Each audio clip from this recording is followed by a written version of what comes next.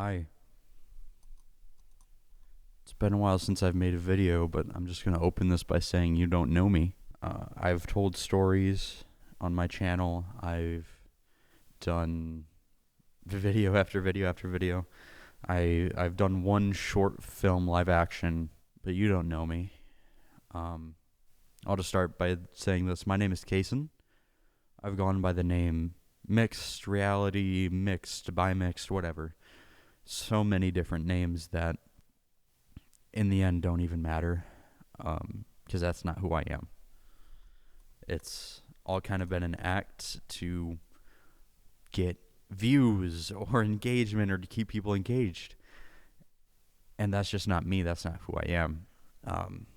So if you want to watch this, absolutely go right ahead. You can watch this video, but just know I'm going to be very real, very emotional about my life and my story and who I actually am. If you don't like serious videos, this isn't for you.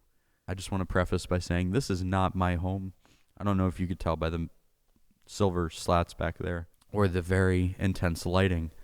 This is not my house. This is not anywhere. This is my church. Not my church, but this is the church I attend. This is the youth room that I'm in right now. This microphone isn't even mine. This one belongs to the church. I'm doing this here because I'm living on a college campus right now. And we'll start with my pre-COVID-19 era. If you don't remember, I doubt you remember.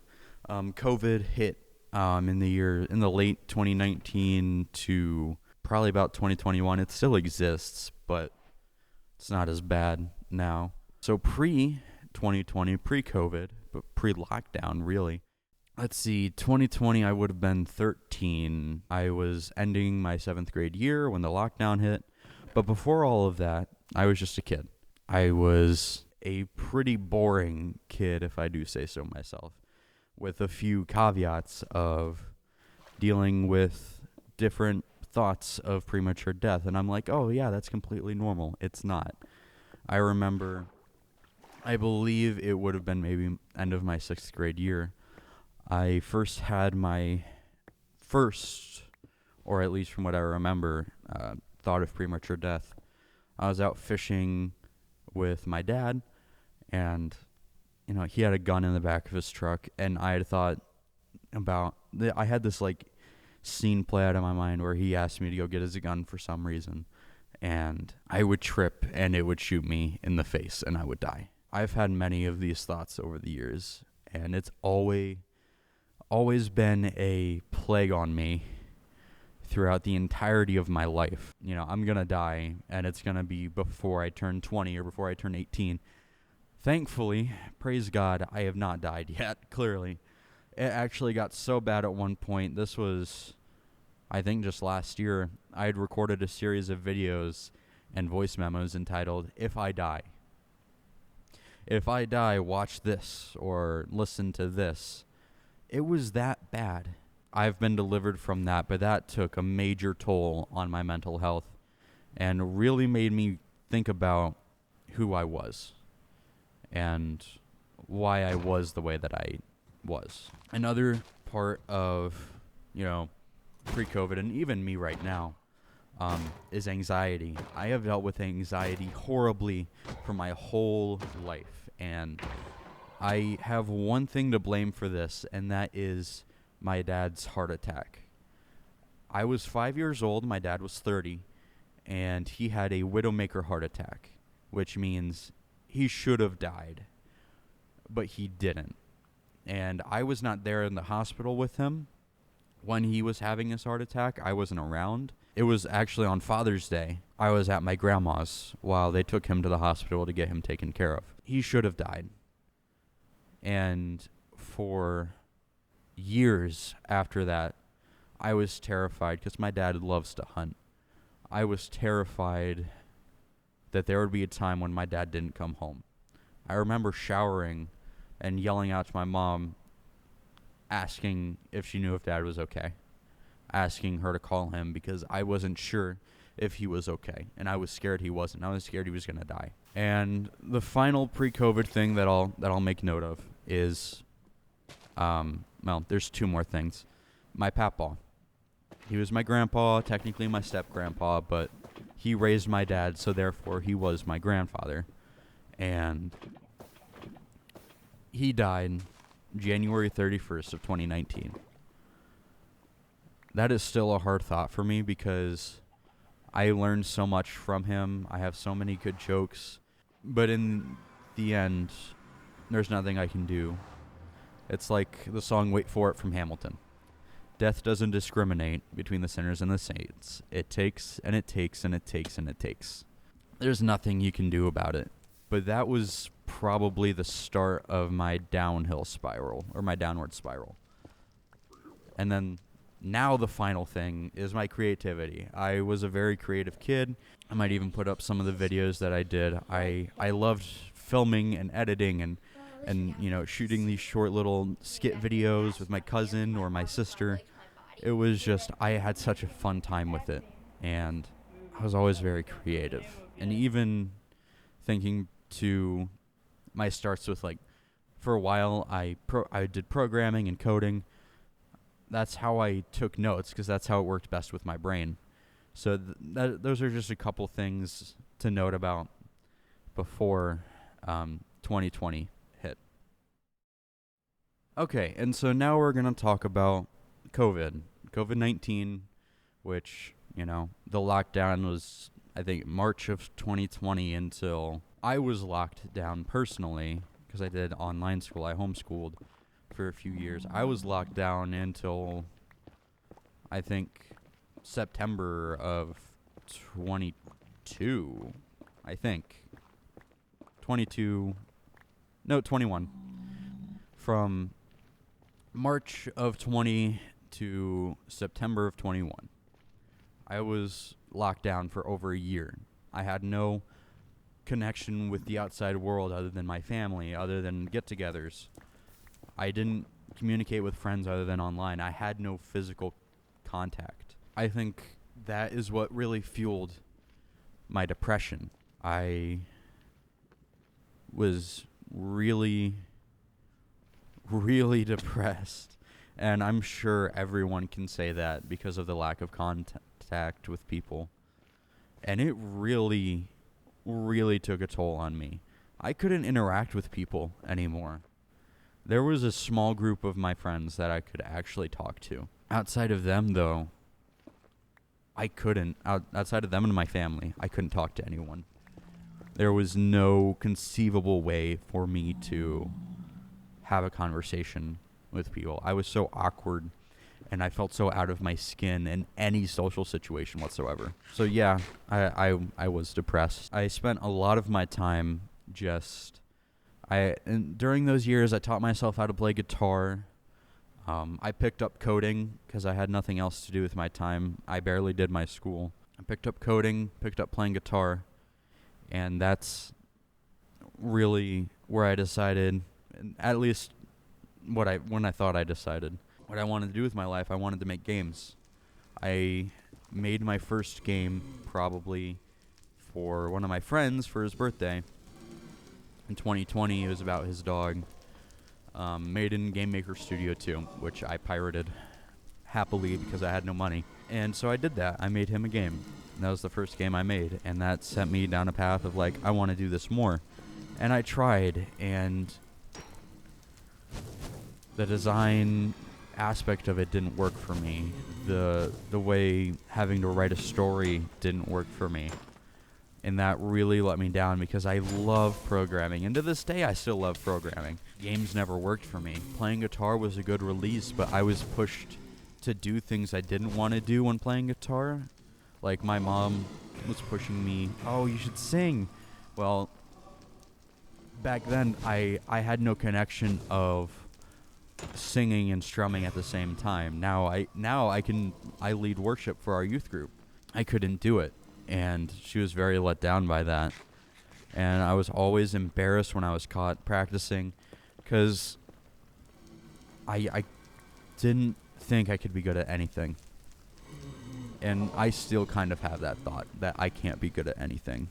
Remember the thoughts of premature death and my anxiety that I had talked about pre-COVID?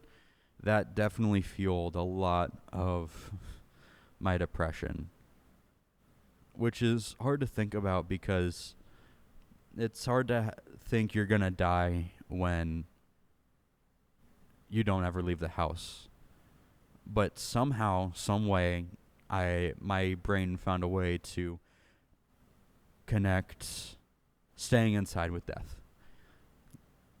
To be anxious when I had nothing to be anxious about. Is it still recording? Yeah. Have to make sure that that's still recording. And even today, I still battle a little bit of depression. And I think everyone does to an extent. And everyone lies about it. When in reality, we probably shouldn't.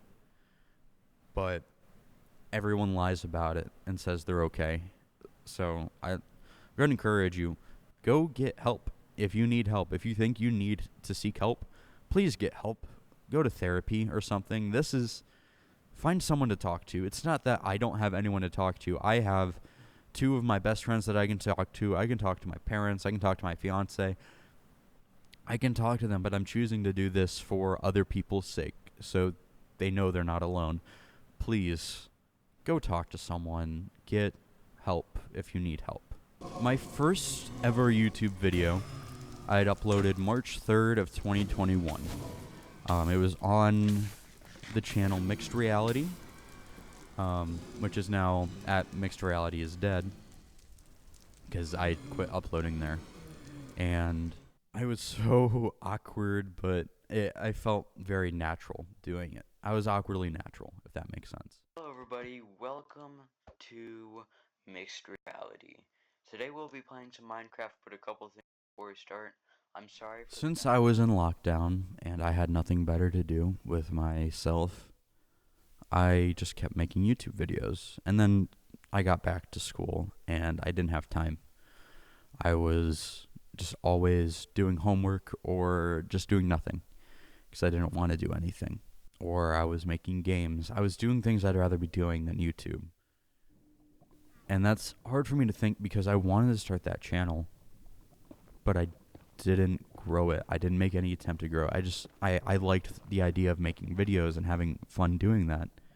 And so that's what I did because I found it to be fun. My depression definitely affected the motivation for making content. I definitely struggled, and I bet if you looked at my upload schedule, you could see when I was really, really high and when I was really, really low.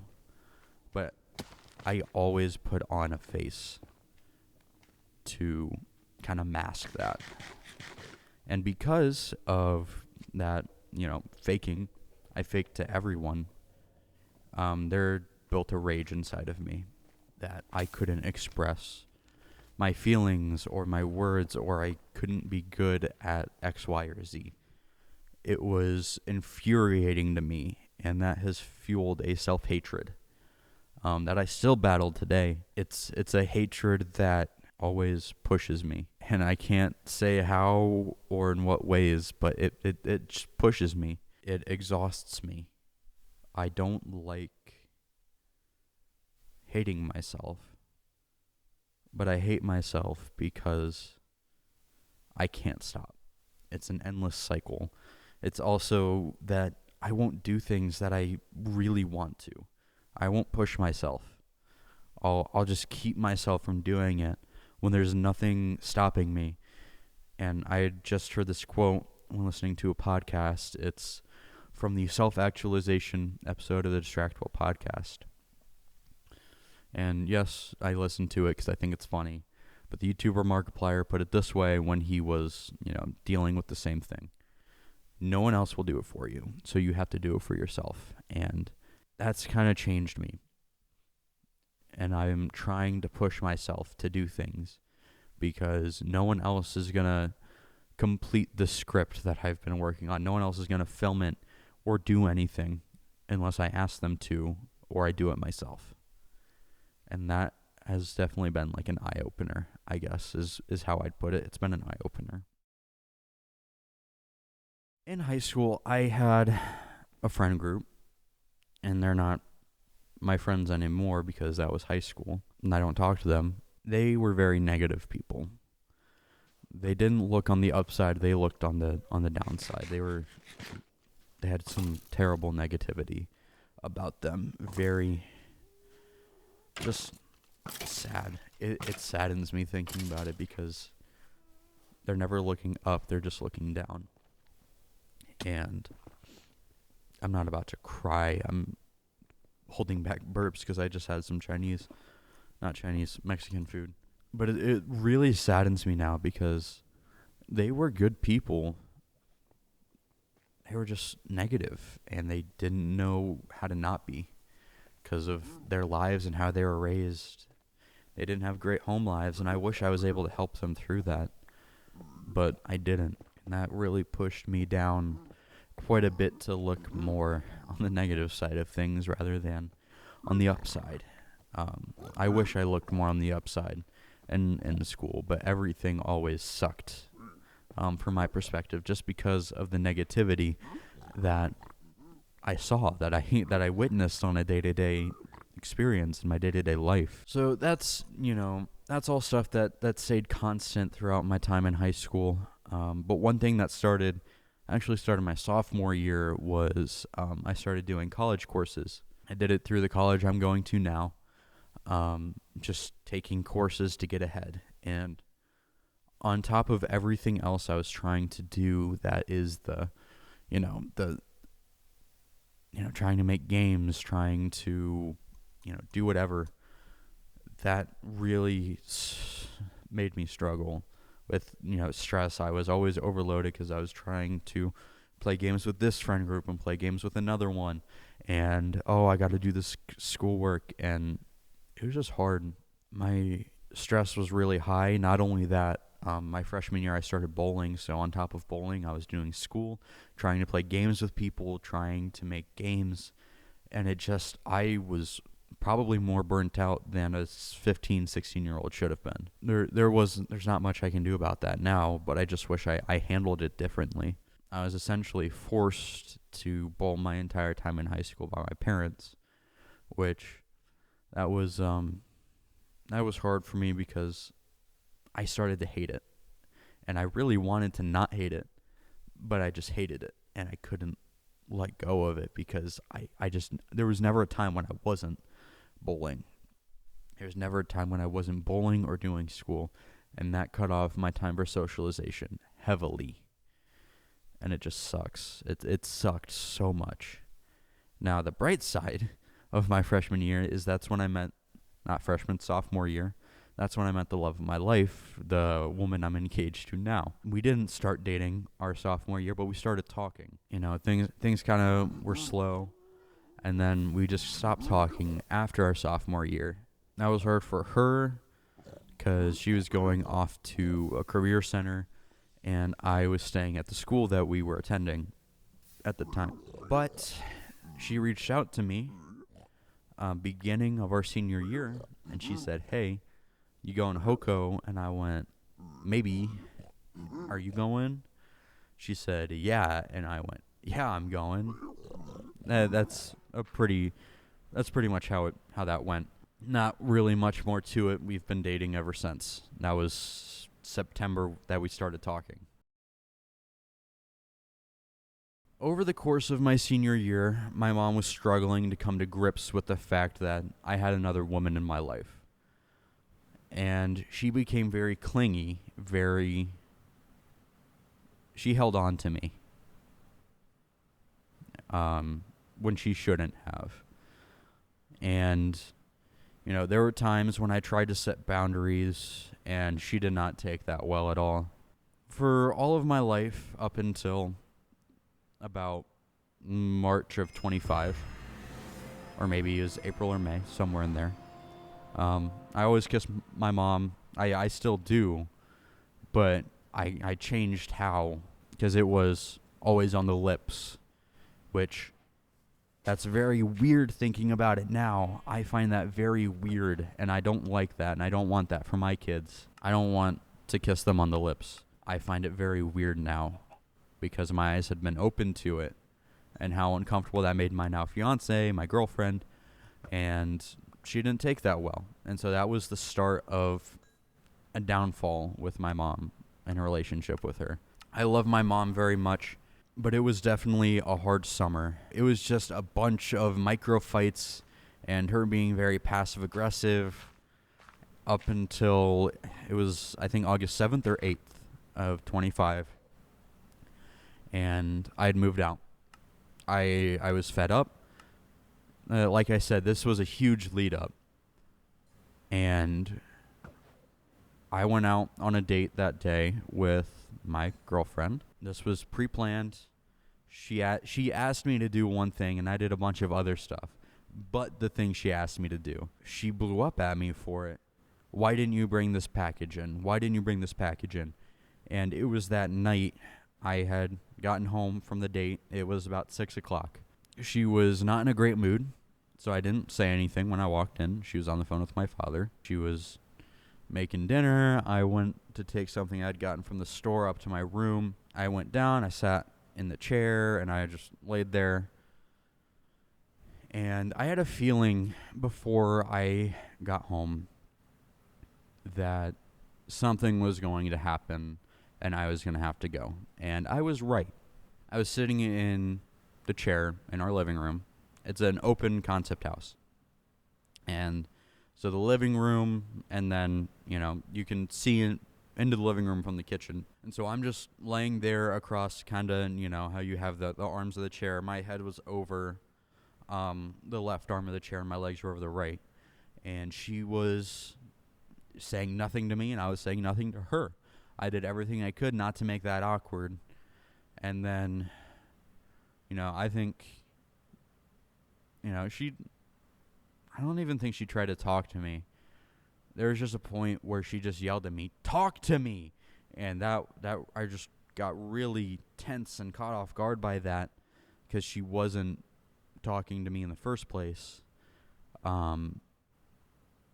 So I just started talking nonsense, asked her about her day, just small talk. And then we finally sat down for dinner. She asked me something about feelings, and I said, yeah, I definitely express my feelings to my girlfriend or something about that.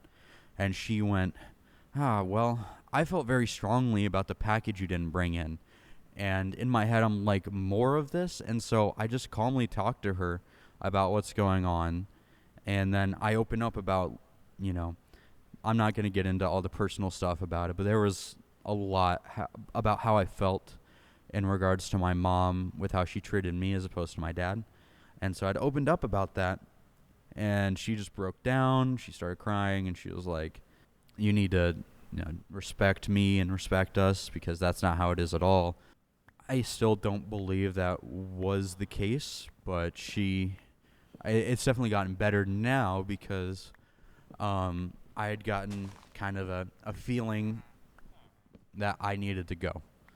And so I expressed that to her. She broke down into hysterics, and she was like, at least wait for your dad to get home. I waited for my dad to get home. I get cussed out, and then I go, and I stay with my girlfriend. I wasn't planning on it being an indefinite move out, but that's what it turned into because of being cursed out. I didn't appreciate that. That didn't make me feel good. That didn't make me want to feel welcome or want to go back. And so I just stayed at my girlfriend's house. And when I got there, I just broke down. I broke down on the drive to get a toothbrush and toothpaste from the gas station, and I broke down into her lap when I got there. That took a huge toll on me because there was this guilt that I did something wrong when it was more of a self-preservation. And the plan was I was just going to live there indefinitely until I graduated college and could get my own place. That's not how that turned out. I work for my church, and people would not look fondly upon that in regards to, my work and my future of wanting to be a pastor. That wouldn't be looked fondly upon. And so I moved out, and I went to this guy who goes to our church. He helped out with our youth group for a while. I went and lived with him for, I think it was October until December. And December I got kicked out. Not because I did anything wrong, but because his son needed a place to go, I had to go. And I completely understood. And so I moved back in with my girlfriend and her parents and her brother. But I did have to work things out with my school. I wasn't planning on doing any kind of housing. I don't think I was planning on being a full-time commuter. And then that changed. That changed because of getting kicked out. And so I had to deal with that, and I had to deal with the consequences of that. And I dealt well. Everything has been fine. At this point, my relationship with my parents is on the mend, and everything's been good and great. There's just been a lot of stress with school and having to keep up with my work while maintaining a relationship with my parents and my girlfriend, who for a while she wasn't comfortable going over there, but I wanted to continue to try to mend the relationship. A lot happened over the course of 3 months. During the time that I was living at that guy's house that goes to our church, I had proposed to my girlfriend, and she, of course, said yes. I'm so happy to be with her. She has kept me going. She has been my continual support system when everyone else has not been. And I'm not saying that no one has been, but what I am saying is she hasn't stopped supporting me. And that's definitely been a huge help. And I couldn't ask for anyone better to be my wife. Gosh, I love her so much. I talked about her a little bit. I think it was in Survive 2. Or maybe it was in my last video. I don't remember. Recently, I have been dealing with a lot of self-hatred. Self-loathing, if you will. And I'm going to use the present tense for this. I hate myself so much. In my mind, I am the dumbest human being on the planet. I can't do anything without the help of AI or anything like that. I don't deserve anything that I have or that I'm given. I just hate myself. And I know I'm not the dumbest person on the planet. And if you feel like you're that, you aren't. Just because I've actually had just watched a video today that kind of told this guy's story. I'll put it up on the screen because I don't remember the guy's name, but it was, you can do anything without AI, I think. I know I'm not the stupidest person on the planet, but I can't stop viewing myself like that because that's just how I felt for so long. No! Why am I so bad? Why am I so bad? You're not bad. You're not bad. We talked about I'm this. horrible. We talked about this. I'm horrible. I'm telling you. That's how I felt for years, that I can't do anything right. My parents are probably wondering why I'm recording the same exact intro over and over again. Why I can't get anything right. Because I'm dumb. I'm a mistake, that I'm not worthy of what I'm given, that I should just go die, and that everyone else would be better off without me. I experience self-hatred because I can't do the things that I really want to do, because I can't push myself to do it, because I don't want to fail. I'm scared to fail, and I hate myself for that. I've been trying to better myself, but that's not an easy task. It's hard to become the best version of yourself that you can be when you can't stop hating yourself. I don't like talking about this. It makes me uncomfortable, but I know this might help someone. And so that's why I'm doing it. It's hard for me to not hate myself because I'm trying everything I can to be better, to be a good fiance, to be a good son. But I lash out. I have moments where I'm just a horrible person and I treat people wrong. I hate you. And that's a deep-seated thing that comes from my self-hatred. I've never been able to stop ever since it started. I don't know what I've held on to. I don't know what I've done. But I've never been able to stop. And I heard this quote. You can't hate yourself without... What is it? You can't love others if you don't love yourself. That's what it is. And I've been told this so many times. And it's...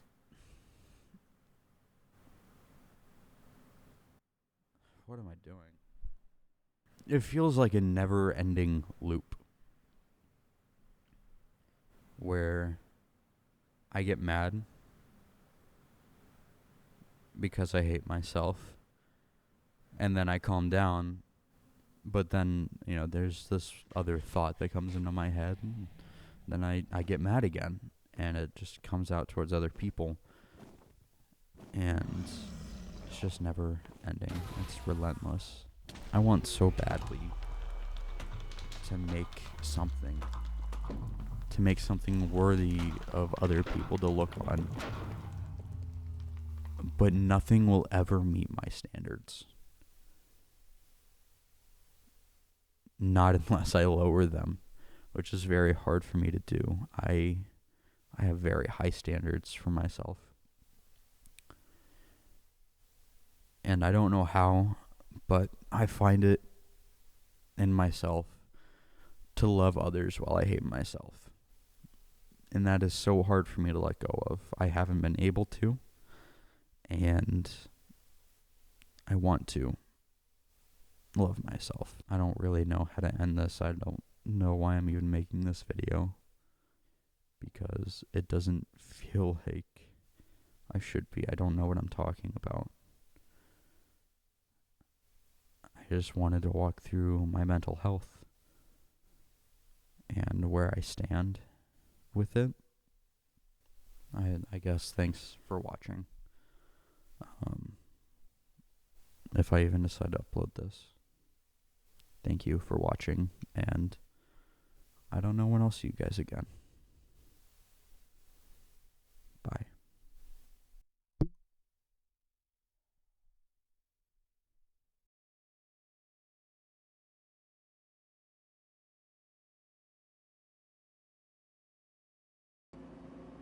Hello.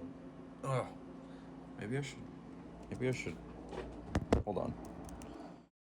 Hello? There it is. I had my mic volume down. Okay. Hi. So this video, let me actually check how long this video has been here. I'm doing this very unprofessionally, but there's nothing you can do about it. Where's the pane? Where's the preview pane? Get info. That works, I guess. I've recorded this video in January. At least a good bulk of it. I started editing it, and then I was going through and deleting a bunch of files, and I lost a bunch of stuff.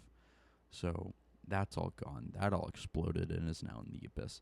My hair's longer. Also, my beard is longer. Also, I haven't shaved in a while. I gotta trim. Anyways, that's not what's important right now.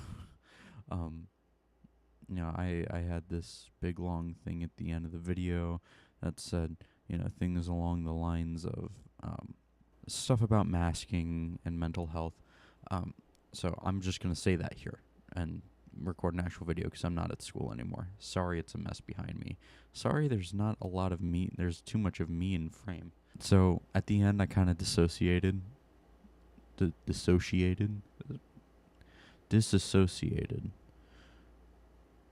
Yeah, I disassociated a little bit at the end because I didn't know what to say. Simultaneously, at the same time, I was kind of having a mental breakdown at that point. But that went away. I'm okay now. This is a little bit of an update for myself, because this isn't in the video, and this is like 4 months later. I moved back in with my parents. I'm back on my old setup, at least for the summer. Still engaged. That's going great. In case you guys haven't watched the last like 2 videos. Still engaged. That's engaged. Going great. Planning on getting married next May. Something, again, this is really unprofessional. This is really impromptu. Some other things I said at the end along the lines of, if you're depressed or you're dealing with suicidal thoughts or premature death thoughts, go talk to someone. Don't be like me and just kind of shove it down until it goes away. Don't do that. That's not cool. What's cool is going and seeing a therapist or a psychiatrist who actually knows how to help you. Because you don't know how to help yourself. Because if we were all professionals about ourselves, we would be, we would all be therapists for each other. But we're not all professionals. So go get some help if you need it, please. And I'm being serious about that. I know I kind of have like this jokey smile on my face. That's just because it's 12:37 in the morning and I'm editing this because I need to go to bed, but I just came back from working out. So, anyways, get some help. Don't mask it, because masking it is only going to make it worse. If you shove it down and you pretend like everything's okay, everything's not okay and you're not going to be okay. So please get okay. Oh, this is something else I said. Masking is something a lot of people use to like justify shoving down their emotions. Don't shove down your emotions. For some people, it's a safety mechanism that kicks in for no reason. But regardless of if it's something that just kicks in to kick in, talk to someone. Doesn't have to be a therapist. Just talk to someone. I kind of had this cool sequence where I was like, take the mask off, talk to someone, please. Please talk to someone. Don't do what I did. So, hope you guys are liking the long hair. I'm loving it. I honestly, I'm such a pretty girl. That's what my fiance tells me. You're such a pretty girl, and I'm like, I know I am. Wait a second, but I'm gonna try to get more videos out soon. So, thank you guys, and I hope you guys enjoyed this weird rant. I'm gonna try to put some Minecraft over it so you guys aren't like losing focus. I need to keep you guys' attention because you're all goldfish, myself included. I lost focus editing this, so I had it mostly edited, but I lost a lot of the rage footage at the end that I really wanted in there, but that's okay. All right, love you guys. Big smooches. Bye. Man, it looks so good, especially on camera, bro. Nice. Oh, I should probably airdrop that. Oh, I should probably stop this recording.